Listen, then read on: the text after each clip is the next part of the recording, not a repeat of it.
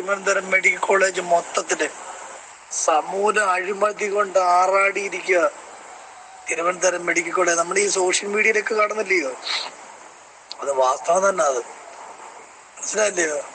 കണ്ണൂര് ഒരു ഹോസ്പിറ്റലിനകത്ത് കയറി ഒരു ഡോക്ടറെയും 12 സിസ്റ്ററേയും കയറി കൈകാര്യം ചെയ്തില്ലേ ഒരു പിതാവ്. അതൊക്കെ അവനവന്റെ മാനസിക ധർമ്മത്തിനനുസരിച്ച് ചെയ്തു പോകുന്നത്. അത് കറക്റ്റാ. അത് കാരണം ആ രീതിയിൽ തിരുവനന്തപുരത്തോട് ചെയ്ത് വെക്കേണ്ടതായിട്ട് കൂടി കാര്യങ്ങൾ വന്നു ചേർന്നിരിക്കുകയാണ്. ഒരു മനുഷ്യൻ വന്ന് എന്തെങ്കിലും ചോദിച്ചു കഴിഞ്ഞാൽ ആ ഹോസ്പിറ്റലിനെ സംബന്ധിച്ച് എന്തെങ്കിലും ഡീറ്റെയിൽസോ എന്തെങ്കിലും അറിയേണ്ട കാര്യങ്ങൾ ചോദിച്ചു കഴിഞ്ഞാൽ ഒരക്ഷരം ശബ്ദിക്കത്തില്ല. ഒരക്ഷരം അവര് മറുപടി പറയത്തില്ല. നമ്മൾ യൂണിഫോം ഇട്ടിരിക്കുന്ന ഒരാളിനോട് നമ്മളൊരു കാര്യം നമ്മൾ അറിയാൻ വേണ്ടി ചോദിച്ചാല് നായ നോക്കുന്ന കണ്ണുകൊണ്ട് പോലും അവർ നോക്കാൻ ശ്രമിക്കത്തില്ല. ഒന്ന് തിരിഞ്ഞു പോലും നോക്കത്തില്ല. ഒരു മറുപടി പിന്നീടാകട്ടെ പറയത്ത് പോലും ഇല്ല. ഇവിടെ കൈക്കൂലിയുടെ ഏറ്റവും വലിയ ബഹളം. ഞാന് ഈ ആശുപത്രിയിൽ ഞാൻ ഇവിടെ വന്നിട്ട് വെള്ളിയാഴ്ച രാത്രി ഞാനിവിടെ വന്ന എമർജൻസി ആൻജിയോഗ്രാം ചെയ്യുന്നതിന് വേണ്ടിയിട്ട്, മനസ്സിലായില്ലയോ? എമർജൻസി ആൻജിയോഗ്രാം ചെയ്യുന്നതിന് വേണ്ടിയിട്ട് ഇവിടെ വന്നിരുന്ന വെള്ളിയാഴ്ച വൈകിട്ട്, ശനി ഞായർ തിങ്കൾ ചൊവ്വ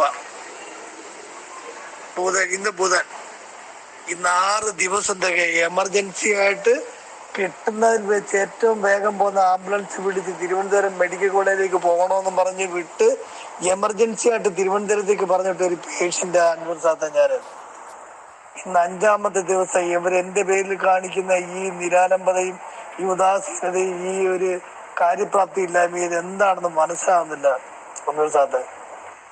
ഇതിനിടയ്ക്ക് എന്നെ പരിശോധിക്കാൻ പറ്റുന്ന റൗണ്ട്സ് എന്നെ പരിശോധിക്കുന്ന ഡോക്ടറിനോട് ഞാൻ പലതവണ ചോദിച്ചു,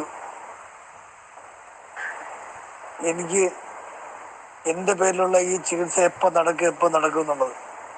അവർക്ക് ഒരു കാരണവശാലും യാതൊരുവിധ ഐഡിയ ഇല്ല.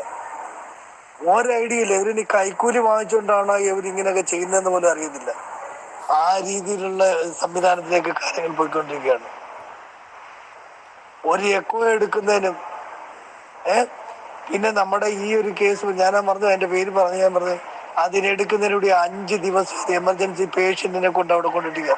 തിരുവനന്തപുരം എന്നുള്ള ഒരു നാട്ടിൽ സാധാരണ ഒരു കുടുംബത്തിൽപ്പെട്ട 2 പേര് അവിടെ നിൽക്കണമെങ്കിൽ ഒരു ദിവസം പ്രതിദിനം എത്ര രൂപ ചെലവാകുമെന്ന് അനുഭവത്തിന് അറിയാം.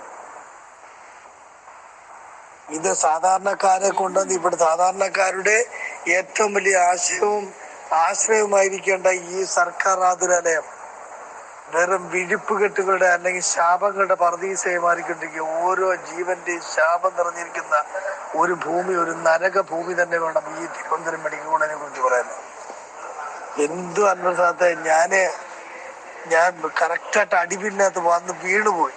അത്രയേ ഉള്ളൂ. അടിപിന്നകത്ത് ഞാൻ വന്ന് വീണുപോയി. ഒരു കാര്യം ഞാൻ പറയാൻ വേണ്ടിയിട്ട് അനുഭവത്തിന് വിളിച്ചു. എനിക്ക് എന്തെങ്കിലും എന്റെ ജീവന് എന്തെങ്കിലും അപായം സംഭവിച്ചാല് എന്റെ ഈ ജീവൻ വെച്ച് ചെറു നിസ്സാരമായിട്ട് കാര്യങ്ങൾ നോക്കിക്കാണുന്ന ഇവിടുത്തെ ഉദ്യോഗസ്ഥരുടെ അനാസ്ഥ ഞാൻ അത് വെളിവാകത്തക്ക രീതിയിൽ ഞാനൊരു വോയിസ് ഇട്ടിട്ടുണ്ട്. ഈ വോയിസ് അഥവാ എന്റെ ജീവൻ എന്തെങ്കിലും സംഭവിച്ചു കഴിഞ്ഞാല് ഇവരുടെ ഈ ഒരു ഉദാസീനത കൊണ്ടും ഈ ഒരു അലംഭാവം കൊണ്ട് എന്റെ ജീവൻ എന്തെങ്കിലും ഒരു ഭീഷണി എന്തെങ്കിലും ഒരു ആപത്തോ സംഭവിച്ചാൽ അൻവർ ആ വോയിസ് എന്റെ വോയിസ് റെക്കോർഡ് ഞാൻ നിനക്ക് അയച്ചു തരുന്നുണ്ട്. അതുകൊണ്ട് ഈ പുറം ലോകത്തെ അറിയിക്കണം.